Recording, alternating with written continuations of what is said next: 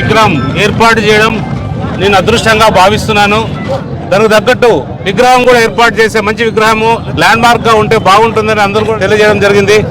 ఆ రోజే చెప్పాం, వాల్మీకి విగ్రహం తయారు చేసి ఈ వాల్మీకి సర్కిల్లో పెట్టడం నిజంగా నేను అదృష్టంగా భావిస్తున్నా. విగ్రహానికి కూడా ఏర్పాట్లు పూర్తి అయ్యాయి. దానిలో ఇంకొక నెల రోజులు లేట్ అయినా పర్లేదు, దీన్ని ఇంకా బాగా తయారు చేసి ఈ విగ్రహావిష్కరణ చేసే ఏర్పాట్లు కూడా చేస్తామని మీ అందరికి కూడా తెలియజేస్తున్నా.